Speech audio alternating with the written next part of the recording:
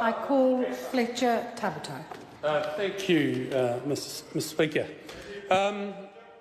Look, I just wanted to address the comments from the previous speaker, because one of the more valid arguments he raised was around, how the criminalisation process worked.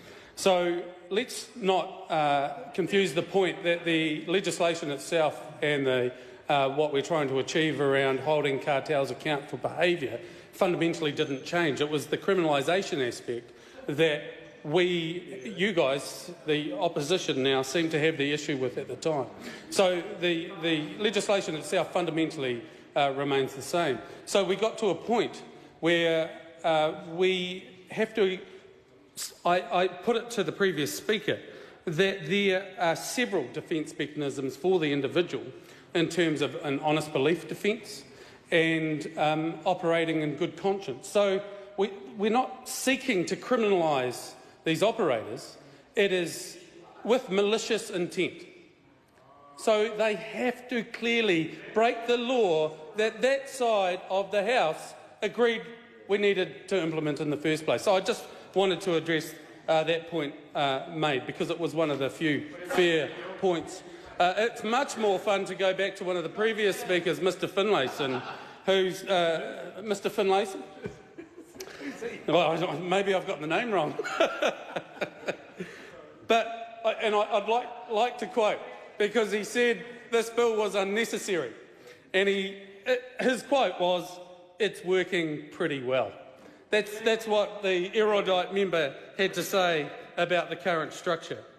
But what I wanted to touch on now, Madam Speaker, was that when the bill came up in the last term, in its third part, 5 years after it was first introduced to the House, what I particularly liked on behalf of New Zealand First in the conversation was, actually, here's a piece of legislation that's looking to be more permissive in terms of good business working together.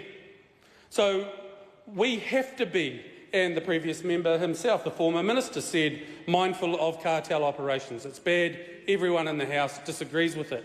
But what this legislation was seeking to do, Madam Speaker, was be more permissive in the operations of business, so that they could actually seek to put a case forward where they're coming together in terms of two big firms providing services together was actually beneficial for the end consumer. And there are cases where we see that around the world, and actually, if it's managed well, it's a really good thing. And that was what was exciting about this legislation. What was typical was it was a response to what other jurisdictions around the world were already doing. So, but credit to the government of the time, they saw what was happening around the world and thought, yeah, let's do that in New Zealand.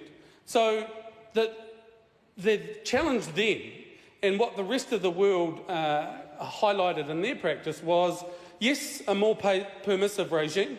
Let's allow these guys to work together if we can bring proof that the end consumer would benefit from that, that coalition, that working together. But the balancing act was really important. And New Zealand First said at the time, fantastic, you've got the balance right, because now if there is intent, if there's malicious operation where those individuals sought to use this permissive new regime maliciously, we could now hold those individuals to account through the criminalisation of that was introduced and well spoken to by the previous ministers through criminalisation. The previous ministers who first brought this to the House, national ministers of the time, spoke eloquently about the need for this criminalisation. And so here we are today, fixing what was clearly a mistake at the time. I'm not sure if we could call it cold feet, Madam Speaker, but cold feet from what? One of the great arguments that most traders in the House, parliamentarians who respect trade and working with our international neighbours, always speak about the alignment of regulation and policy. Now, our biggest trading partner is Australia. And here we were, following along the lines of our Australian neighbour, so that in our closer economic relations, we could be in an alignment and work together to hold international companies to account. It just made a lot of sense. And Australia wasn't the only jurisdiction that did that. We've spoken about Canada. I think we mentioned Korea, Japan. There are examples, and more coming online all the time. So that is the challenge for New Zealand. We are a small country that must deal with the rest of the world, and the best way we can do that is through the rule of law and good and agreed rules of engagement. And so this bill will remedy the mistake made by that previous administration. So, Madam Speaker, the bill itself would have cartel behaviour prohibited. It goes without saying now. We know it's currently only has civil sanctions. That's what the bill's seeking to remedy tonight.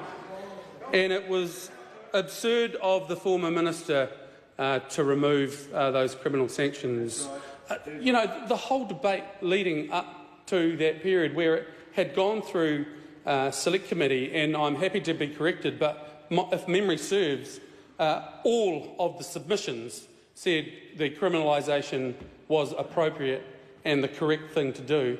And the minister of the time absolutely agreed. Absolutely agreed. And yet, the next step in the legislative process, the bill was gutted, I think was the word used by a previous member. And it just made no sense, and it makes no sense. And this is why we are here this evening, to fix a mistake made by the party opposite. So, actually, I think, really and truly, I've touched on the most important parts, Madam Speaker. It is something that we need to do to align our legislation with our international neighbours. It's important that we get that right.